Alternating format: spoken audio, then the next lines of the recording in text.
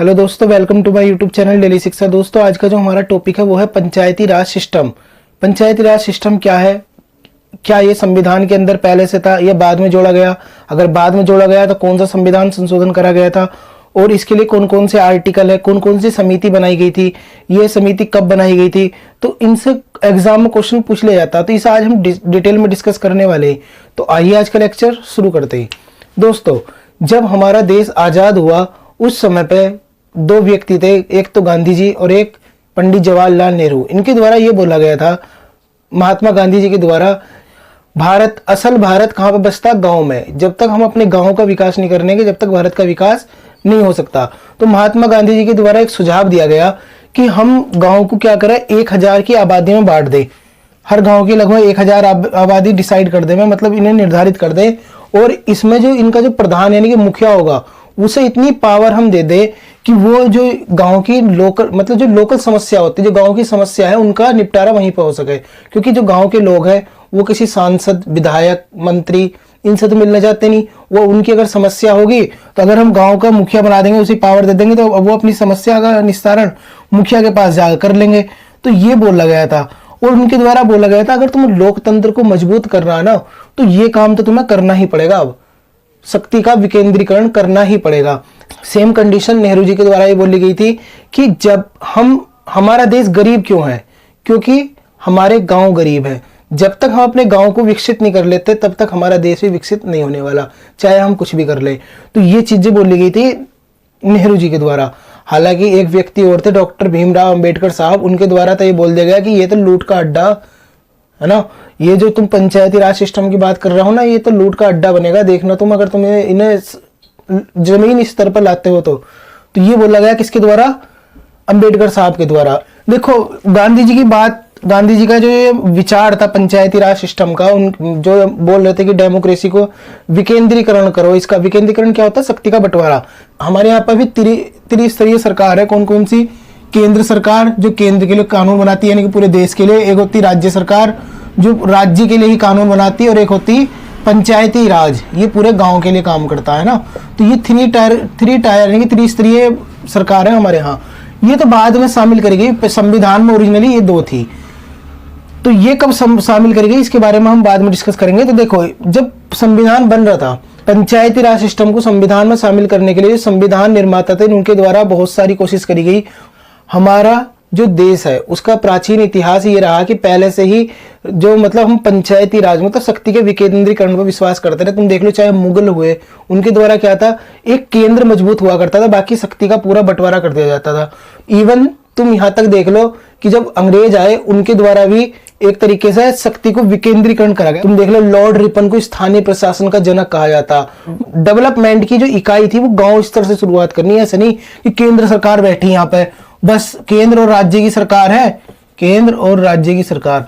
अगर मान लो कुछ गांव में प्रॉब्लम है, बताओ, किसी, तुम गांव के निवासी हो, अगर तुम्हें कोई प्रॉब्लम है तो ये थोड़ी ना तुम जाकर मुख्यमंत्री से कहोगे कि हमारे यहाँ पर जाकर नल लगवा दो, या तुम्हें अगर नाली खुदवानी तो क्या कहोगे, केंद्र सरकार के पास जाकर कहोगे कि मोदी जी हमारी नाली खुदवा दो। ऐसा थोड़ी ना होगा। अगर तुम्हें क्या करना है, ये छोटी मोटी प्रॉब्लम है तो तुम कहाँ जाते हो, अपने प्रधान के पास, है ना। तो ये चीजें चल रही थी उस टाइम पर। गांधी जी का सपना भी यही था कि ऐसी कोई संस्था हमारे यहाँ हो। केंद्र, जब संविधान बन रहा था, केंद्र जो संविधान निर्माता थे उनके दिमाग में ये था, हमारे यहाँ पे भी केंद्र जो है मजबूत हो, केंद्र की सरकार मजबूत हो, बाकी हम शक्ति का क्या कर दे, विकेंद्रीकरण कर दे, में शक्ति को का बंटवारा कर दे। तो केंद्र तो मजबूत रखना मजबूरी थी हमारी, लेकिन राज्य ने ये बोला कि हम अपनी शक्ति खटाकर पंचायतों को नहीं देने वाले। समझ रहे हो, जो पंचायत सिस्टम तुम लाने की कोशिश कर रहे हो उन्हें हम अपनी शक्ति बिल्कुल नहीं देने वाले, चाहे तुम कुछ भी कर लो। इस वजह से जब ये मामला और ज्यादा बढ़ा तो इसे क्या कर दिया गया, संविधान निर्माताओं के द्वारा इसे आर्टिकल 40, याद है आर्टिकल 40 क्या है संविधान के, अगर तुम पार्ट 4 में जाते हो तो उसमें क्या है, डीपीएसपी है, DPSP directive principle of state policy. तो उसमें क्या है, उसमें ये बोला गया कि उसमें एक आर्टिकल है 40। देखो, डीपीएसपी क्या है पहले ये समझ लो, छोटी 2 मिनट का टाइम लगेगा, बाद में इसे डिटेल में समझा दूंगा इसका लेक्चर बना के। डीपीएसपी वो है जिसे जाकर तुम किसी भी कोर्ट में या कहीं भी जाकर तुम इन्हें लागू नहीं करा सकते। ये सरकार टाइम टू टाइम इनसे प्रेरित होकर अपने नियम कायदे बना सकती है। जैसे क्या था, आर्टिकल 40 था इसमें ये बोला गया था कि जो केंद्र की सरकार है क्या करेगी, पंचायती राज सिस्टम का गठन करेगी। उस समय तो ये नहीं हुआ जब संविधान बना, इसे आर्टिकल 40 में डाल दिया कि जब जैसी जरूरत होगी बाद में इसे हम शामिल कर लेंगे, क्योंकि अभी हमें गतिरोध बहुत हो रहा। जब हमारा देश आजाद हुआ उस समय हम बहुत ज्यादा गरीब थे, संसाधन हमारे पास कम थे, तो हमने ज्यादा फालतू सोचा नहीं, हमने सोचा देश का विकास होना चाहिए कैसे भी हो, तो इसलिए हमने आर्टिकल 40 में डाल दिया।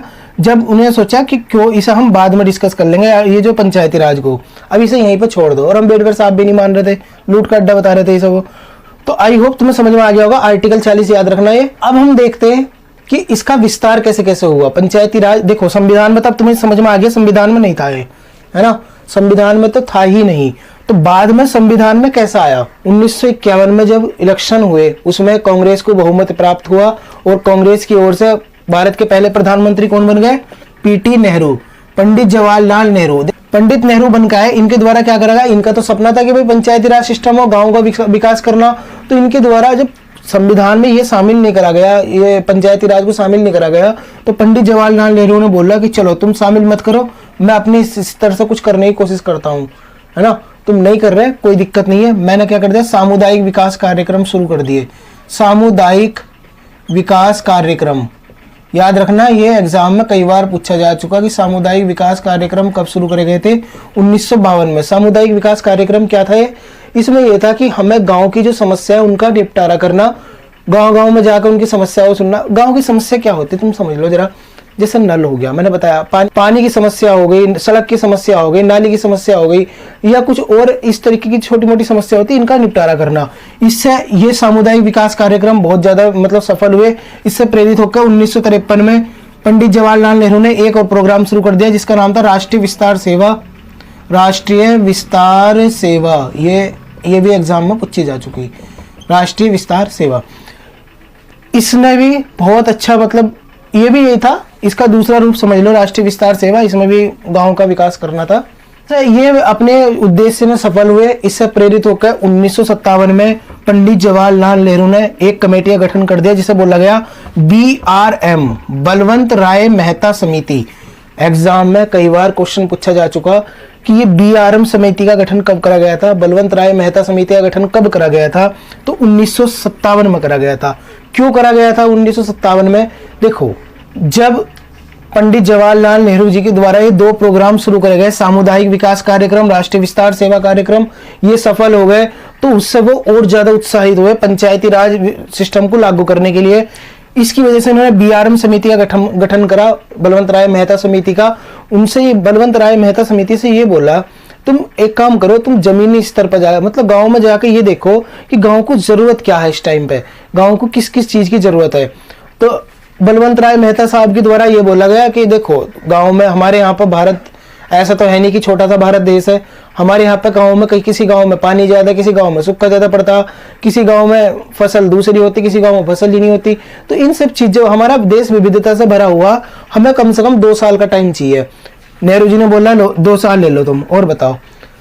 BRM समिति आई, BRM समिति ने अच्छा अपना पूरा ढंग से काम करा। इनके द्वारा 2 साल में अपनी रिपोर्ट कंप्लीट, मतलब अपने रिसर्च कंप्लीट करके अपनी रिपोर्ट सौंप दी गई किसे, नेहरू जी को। इनके द्वारा ये बोला गया BRM समिति के द्वारा कि हमारे गांव में अगर त्रिस्तरीय पंचायती राज सिस्टम का गठन कर दें तो हमारे गांव बहुत ज्यादा आगे बढ़ जाएंगे। त्रिस्तरीय कौन से थे, देखो त्रिस्तरीय याद रखिए, त्रिस्तरीय कौन कौन से त्रिस्तरीय, एक तो ग्राम पंचायत, दूसरा ग्राम स्तर पर ग्राम पंचायत, ब्लॉक स्तर पर पंचायत समिति और जिला स्तर पर जिला परिषद। इसमें क्या बोला गया कि जो राज्य की सरकार है, पंचायत गांव से कनेक्ट होने के लिए देखो कितना अच्छा साधन बताया गया कि जो राज्य की सरकार है वो जिला परिषद से कनेक्ट रहेगी, और जिला परिषद किससे, पंचायत समिति से, ब्लॉक स्तर पर काम करेगी उससे कनेक्ट रहेगी, और पंचायत समिति किससे कनेक्ट होगी, ग्राम पंचायतों से, यानी कि गांव के कनेक्शन में रहेगी, गांव के कॉन्टेक्ट में रहेगी ताकि उनका विकास हो सके। तो ये बोला गया किसके द्वारा, BRM समिति के द्वारा, बलवंत राय मेहता समिति के द्वारा। नेहरू जी ने बोला तुम्हारी बात बहुत अच्छी, तुम्हारी बात मुझे पसंद आ गई, यही तो मैं चाह रहा था, तुमने तो मेरा सपना पूरा कर दिया, यही तो मैं चाह रहा था, मेरे दिमाग में बता रही थी कि हाँ ऐसा कुछ करना, लेकिन समझ नहीं आ रहा था क्या करूं, तुमने तो बहुत अच्छा काम करा। इस वजह से हालांकि मार्च में इनके द्वारा रिपोर्ट सौंपी गई, BRM समिति के द्वारा अपनी रिपोर्ट कब सौंपी गई, मार्च 1959 में, लेकिन नेहरू जी थोड़ा सोच में पड़ गए, देख तो लूं कहीं ये मेरे सपने तो पूरे हो रहे हैं, कहीं किसी और के सपने तो खराब ना हो रहे। तो इस वजह से बहुत कुछ सोचने के बाद उनके द्वारा 2 अक्टूबर 1959 2 अक्टूबर 1959 को राजस्थान का एक जिला था नागौर, राजस्थान का एक जिला था नागौर, वहां से पंचायती राज सिस्टम की शुरुआत कर दी गई। राजस्थान का जिला कौन सा था? नागौर, वहां से पंचायती राज सिस्टम की स्थापना कर दी गई। अब तुम समझो कि 2 अक्टूबर ही क्यों चुना गया, बता सकते हो? आ रहा दिमाग में? चलो मैं बता देता हूं, क्योंकि 2 अक्टूबर को महात्मा गांधी का जन्म हुआ था और महात्मा गांधी जी का तो ये सपना था कि हम गांव के अंदर कुछ ऐसा काम करें कि गांव की समस्या गांव में खत्म हो जाए। मतलब गांव का विकास करना ही उनका उद्देश्य था कि गांव का विकास होगा तो देश अपने आप आगे बढ़ेगा। तो देखो त्रिस्तरीय पंचायत त्रिस्तरीय हो गई है। 2 अक्टूबर 1959 को क्या हो गया? राजस्थान नागौर में पंचायती राज सिस्टम की शुरुआत हो गई। अब संविधान के अंदर शामिल नहीं करा भाई साहब ने, इनके द्वारा ये तो कर देगा, पंचायती राज सिस्टम की शुरुआत तो कर दी गई, लेकिन संविधान में शामिल नहीं करा। संविधान में शामिल नहीं करा तो हर राज्य मानने को तैयार नहीं कि हाँ पंचायती राज सिस्टम बढ़िया भी हो सकता। हर राज्य ये बात मानने को तैयार ही नहीं था कि पंचायत भी मतलब काम कर सकती, गांव का प्रधान भी गांव का विकास कर सकता। हर कोई तो ये मान रहा था कि हम पिछड़ जाएंगे फिर। तो देखो संविधान में शामिल नहीं हुआ, हालांकि इसके बाद हैदराबाद जो आंध्र प्रदेश था वहां भी पंचायती राज सिस्टम की शुरुआत हुई, लेकिन पूरे देश में नहीं हो पाई। लेकिन एग्जाम में क्वेश्चन क्या पूछा जाएगा कि सबसे पहले पंचायती राज सिस्टम की शुरुआत कहां हुई? राजस्थान का नागौर जिला, 2 अक्टूबर 1959। इस समिति बीआरएम समिति गठन होने के 20 साल के बाद, इस बीच पंडित जवाहरलाल नेहरू तो चल बसे, इसके बाद क्या हो गया? 1977 में सत्ता परिवर्तन हो गया। सत्ता परिवर्तन, जो कांग्रेस अब तक जीतती आ रही थी, कांग्रेस को बहुमत मिल रहा था, हर राज्य से जीत रही थी, वो हर इलेक्शन को जीत रही थी, तो उस कांग्रेस का तख्ता पलट हो गया। कारण मैंने बताया था, कई बार बता चुका हूं, फिर से एक बार और सुन लो। 1975 से 1977 तक हमारे देश की जो प्रधानमंत्री थी इंदिरा गांधी जी, उनके द्वारा अपने निजी कारणों के कारण हमारे देश पर आपातकाल थोप दिया गया। इस वजह से एक संगठन बना जनता दल, और जनता दल के द्वारा क्या करा गया? 1970 में कांग्रेस को हरा दिया गया और सरकार किसकी आ गई? अब जनता दल की। हालांकि जनता दल में ब्लास्ट हो गया, बाद में जनता दल खुद ही टूट गया अपने आप में। तुम देखते हो उत्तर प्रदेश में समाजवादी पार्टी, बहुजन समाज पार्टी, बिहार में देख लो नीतीश यादव की पार्टी, और तुम नेता देख रहे हो, ये क्षेत्रीय नेता, ये सारे क्या हुए? इस जनता दल से टूट कर बने। जैसे बीजेपी देख लो, भारतीय जनता पार्टी, ये भी तो इससे अलग हुई थी। तो देखो 1977 में जब ये सरकार बनी, किसकी? जनता दल की। इनके द्वारा बोला गया कि बीआरएम समिति होगी, पुरानी 20 साल पहले बनाई गई थी। अब हमारा देश थोड़ा आगे बढ़ गया, हमने क्या करा? बांग्लादेश को आजाद करा दिया पाकिस्तान से, और हमने न्यूक्लियर परीक्षण भी कर लिया। अब हम इस समिति को नहीं मानने वाले, हमने आपातकाल तक देख लिया, हम नहीं मान रहे बीआरएम समिति की रिपोर्ट। हम एक नई कमेटी बनाएंगे। उस कमेटी का नाम क्या रखा? अशोक मेहता समिति। अशोक मेहता समिति बनाई गई। इसके द्वारा देखो बीआरएम समिति, यहां पे तुम समझो एक सेकेंड, बीआरएम समिति जो होती है इसके द्वारा किसकी बात करेगी? त्रिस्तरीय गवर्नमेंट की बात करेगी, यानी कि 3 स्तर पर पंचायती राज सिस्टम को लागू करने की बात करी गई। लेकिन जो ये एएम थे, यानी कि अशोक मेहता समिति थी, इनके द्वारा पंचायत समिति थी ब्लॉक स्तर पर हुआ करती थी, उसे हटाने की बात करी गई। किसके द्वारा? अशोक मेहता के।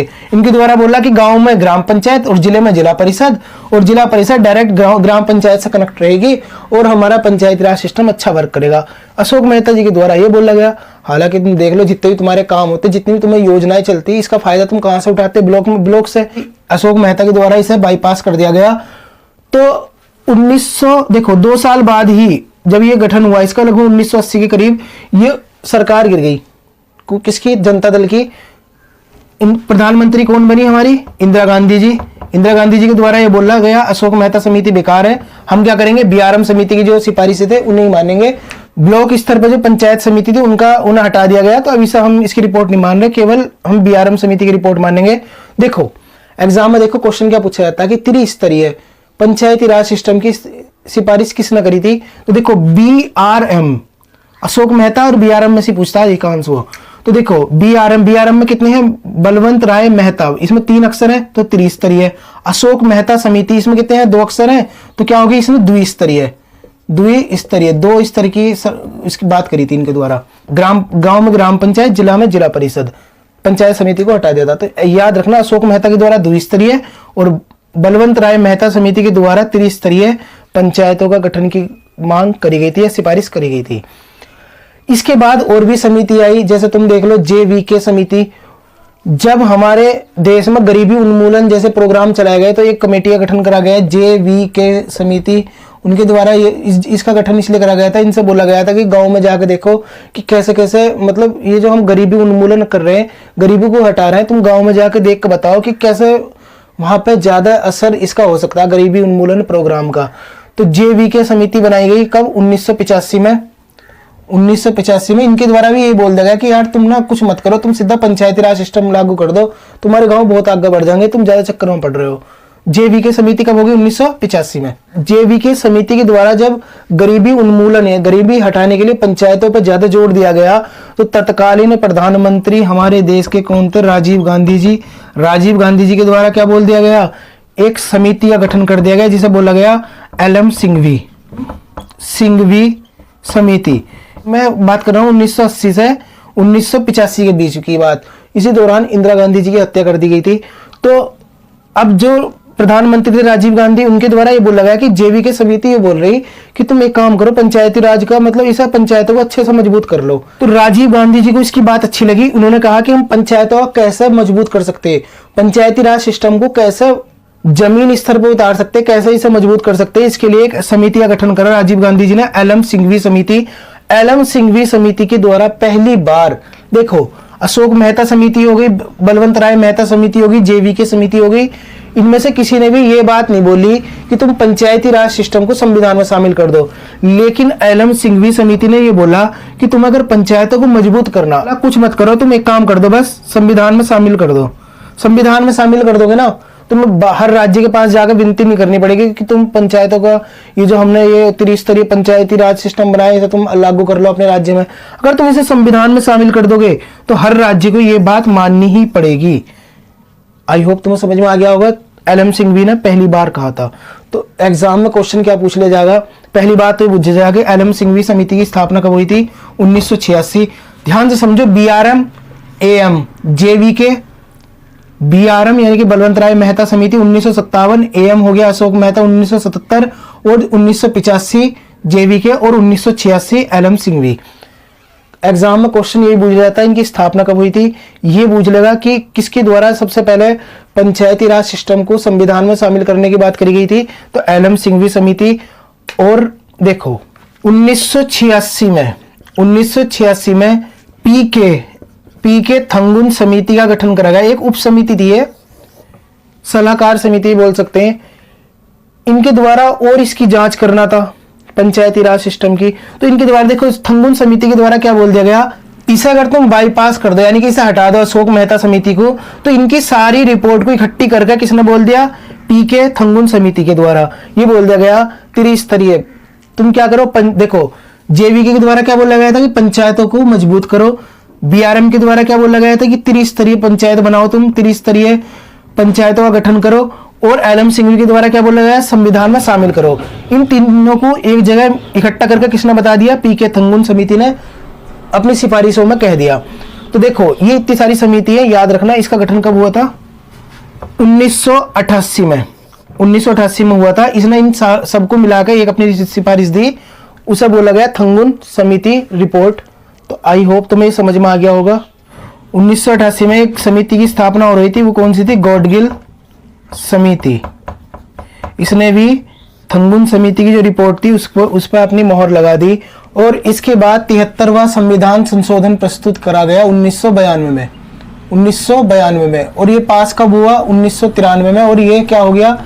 24 अप्रैल 1993 में पंचायती राज सिस्टम का गठन हो गया। तो याद रखना 24 अप्रैल को हम क्या मनाते? पंचायती राज सिस्टम दिवस मनाते। तो ये याद रखना 73वां संविधान संशोधन था 1992 में किया गया था और 24 अप्रैल को ये पंचायती राज सिस्टम लागू हुआ। तो आई होप तुम्हें समझ में आ गया होगा।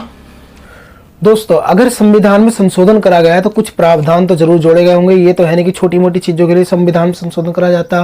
तो देखो 73वां संविधान संशोधन जब करा गया 1992 में, तो देखो अगर कोई तुमसे पूछे कि संविधान संशोधन कब आया, 73वां संविधान संशोधन कब आया, तो वो आया 1992 में। अगर वो बात करता है कि 73वां संविधान संशोधन कब लागू हुआ, तो वो हुआ 1993 में। तो इसमें कंफ्यूज मत हुई हो। 24 अप्रैल याद रखना, 24 अप्रैल की डेट ही बहुत ज्यादा इंपॉर्टेंट है। इस दिन एक तो हमारे देश के एक महान क्रिकेटर सचिन तेंदुलकर का भी जन्म हुआ था, और इसी दिन क्या हुआ था, पंचायती राज सिस्टम लागू हुआ था। तो ये अगर तुमसे कोई पूछे कि पंचायती राज दिवस कब मनाया जाता, तो जिस दिन लागू हुआ उसी दिन तो मनाया जाएगा। तो 24 अप्रैल भूलना मत, एग्जाम में कई बार क्वेश्चन पूछा जाता, 24 अप्रैल को मनाया जाता क्या, पंचायती राज दिवस। अब देखो इसे, ये तो तुम्हारी समझ में आ गया होगा, 1992-93 की मैंने बात बता दी, पंचायती राज दिवस बता दिया। अब देखो इससे फायदा क्या हुआ, 11वीं अनुसूची जोड़ी गई संविधान में। 11वीं अनुसूची, कौन सी अनुसूची जोड़ी गई थी 73वें संविधान संशोधन द्वारा, 11वीं।